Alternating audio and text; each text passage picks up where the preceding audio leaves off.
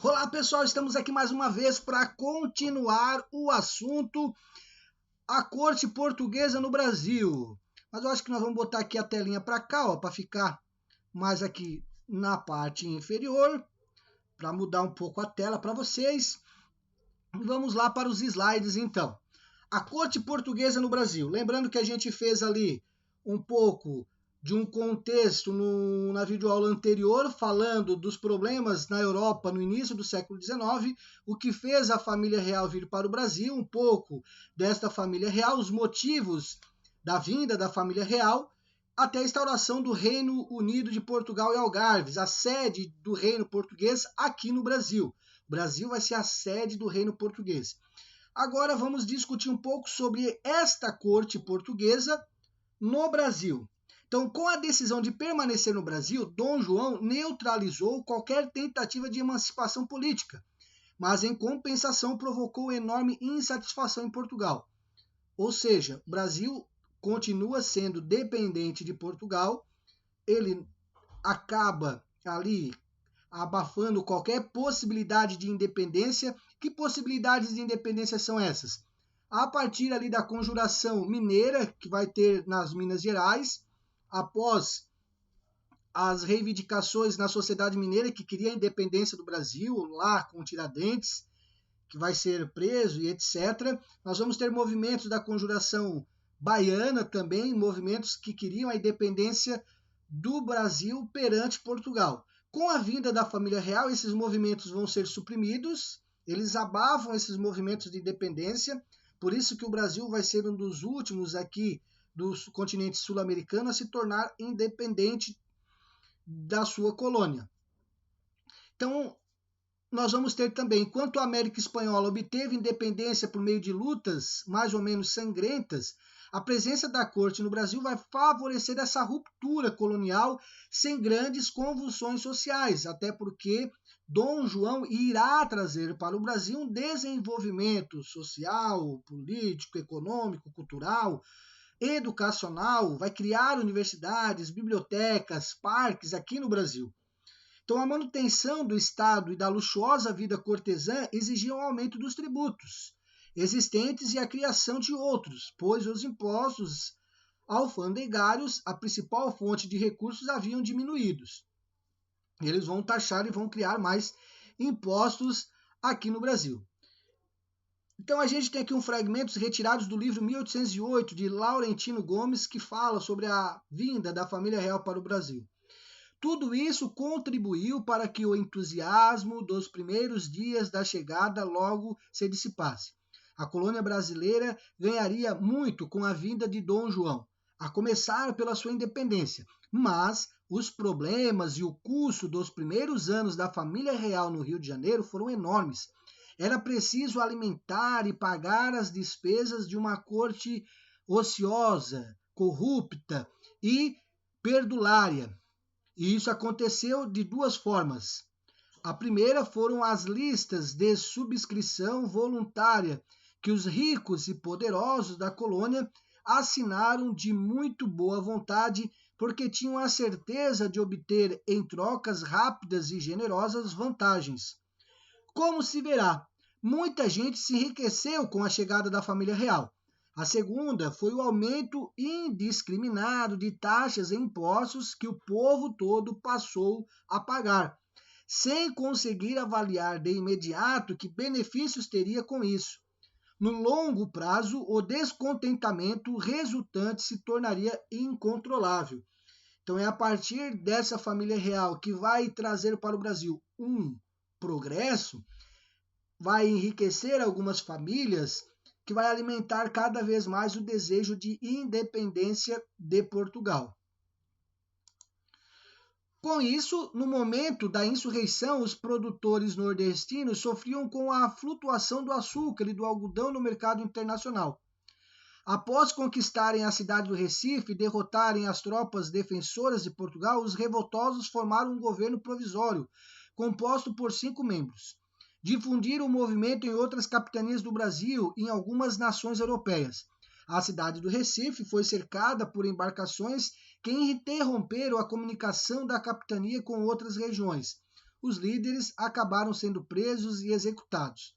Vai surgir com isso movimentos de independência no Brasil, como esse movimento no Recife. Nós vamos ter também a Revolução do Porto em 1820. Então, iniciado na cidade do Porto em 24 de agosto de 1820, cuja burguesia mercantil se ressentia dos efeitos da elevação do Brasil à categoria de Reino Unido, de Portugal e Algarves, entre essas reivindicações exigiam a imediata volta e o retorno da corte para o Reino de Portugal, lá para Portugal, visto como forma de restaurar a dignidade metropolitana e o restabelecimento em Portugal de uma monarquia constitucional e a restauração da exclusividade de comércio com o Brasil. E eles queriam a volta do pacto colonial, em que tivesse grandes latifúndios, uma monocultura, escravos e um comércio apenas com Portugal. Lembre-se, Dom João ele vai abrir os portos para as instituições e para os países, as nações amigas, e com isso vai trazer um descontentamento para as famílias de Portugal. Então, o movimento vitorioso da Revolução do Porto em 1820 teve como consequência o retorno da corte, à exceção de Dom I, que permaneceu no Brasil na condição de príncipe regente, a Portugal, ano de 1821, e diante do progressivo aumento de pressão para a recolonização do Brasil, ele proclamou a sua independência em 1822, com o chamado Dia do Fico.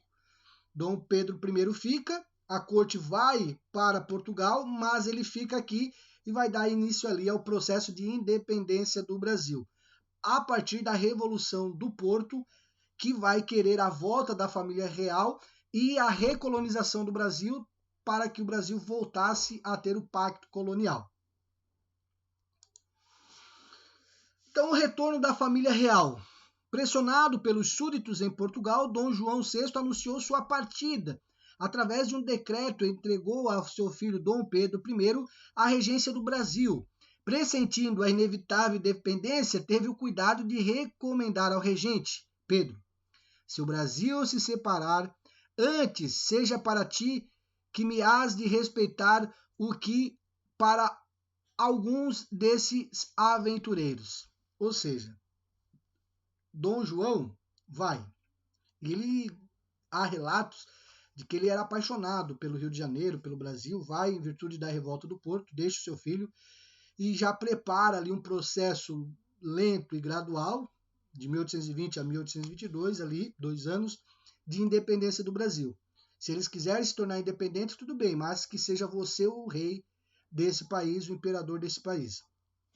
Então, o embarque da família real ocorreu em meio a grande agitação. Espalhara-se a notícia de que os navios que conduziriam à corte estavam repletos de ouro, que o tesouro do Banco do Brasil teria sido saqueado. A agitação teria sido maior, não fosse a ordem de dispersão violenta da população que se dirigia ao porto feita pelo próprio Dom Pedro I. Dom Pedro fica, eles com certeza levaram muitas riquezas, e fica aqui meio que para iniciar esse processo de independência. Mais um trecho aqui do livro para uma leitura. Dom João partiu do Rio de Janeiro no dia 26 de abril. Sua comitiva incluía cerca de 4.000 portugueses, um terço do total que o havia acompanhado na fuga para o Rio de Janeiro. Ou seja, vieram 21.000 e ficaram aqui 4.000. Mais ou menos um terço do total que havia acompanhado. Se dependesse apenas de sua vontade, ficaria no Brasil para sempre. Porém, uma vez mais, aquele rei gordo, bonochão, sossegado, solitário, indeciso e muitas vezes medroso, curvava-se ao peso da responsabilidade que a história lhe impunha. O retorno da corte deixou o Brasil à míngua, à véspera de sua independência. Ao embarcar, Dom João VI raspou os cofres do Banco do Brasil e levou embora o que ainda restava no tesouro real que havia trazido para a colônia em 1808. E aí nós temos o processo depois que vai culminar com a independência do Brasil propriamente dito. Aqui nós temos algumas questõezinhas para discutir com vocês. O ano de 2008 assinala os 200 anos da chegada da família real ao Brasil. Sobre isso, assinale a alternativa correta. A monarquia que chegava ao Brasil representava em realidade boa parte dos ideais da Revolução Francesa? Não. As motivações da vinda da família real para o Brasil, então, estão relacionadas mais à realidade europeia do período que à ideia de desenvolvimento do Brasil. Justamente isso. Eles vieram para cá mais por causa dos problemas europeus, do que uma vontade de fazer o Brasil crescer e se tornar independente. Então aqui nós temos a alternativa correta, a alternativa A. Tá bom? Número 2. Sobre a vinda da coroa portuguesa ao Brasil, é correto afirmar que o bloqueio continental decretado por Napoleão Bonaparte foi a gota d'água para a mudança da sede da corte. Não foi isso. Apesar da vinda da família real para o Brasil, o monopólio comercial de Portugal continuou. Mais ou menos isso. Mas vamos aqui para diante. Apesar da vinda da família real para o Brasil, o monopólio comercial de Portugal continuou? Vai continuar. A abertura dos portos brasileiros às nações amigas beneficiou principalmente a Inglaterra. O Tratado de 1810 estabelecia que taxas alfandegárias sobre produtos portugueses vendidos para o Brasil subia para 30%. Não, seria aqui 15%. A abertura dos portos beneficiou o desenvolvimento industrial do Brasil. Não é um desenvolvimento industrial, isso aqui está errado, é um desenvolvimento comercial. Então aqui, a abertura dos portos brasileiros às nações amigas beneficiou principalmente a Inglaterra.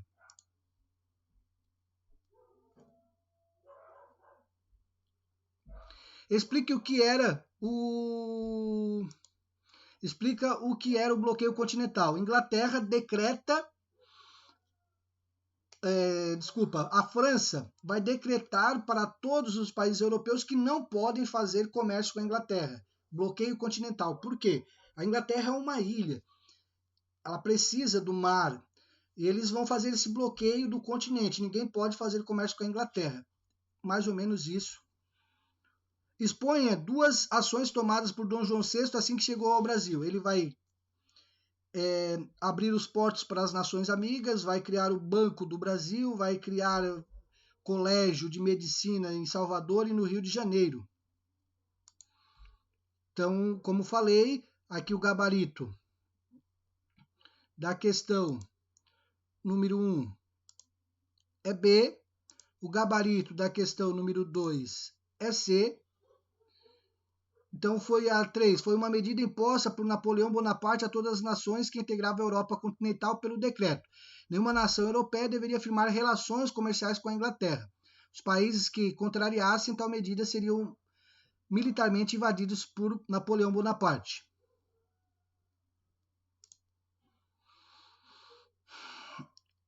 Então, algumas ações, a questão 4, ao desembarcar no Brasil, Dom João VI estabelece a liberação dos portos brasileiros para as nações. Além disso, desapropriou uma série de propriedades no Rio de Janeiro que serviriam para o abrigo dos membros da corte.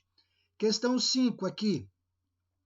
Primeira é verdadeiro, a segunda ali é falsa e a terceira é verdadeiro. O que é falso na segunda?